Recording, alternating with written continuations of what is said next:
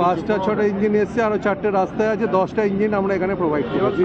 এছাড়া একটা সামনে পুকুর ছিল, সেখানে বড় ঝিলে আমরা পাম্প ফিট করেছি।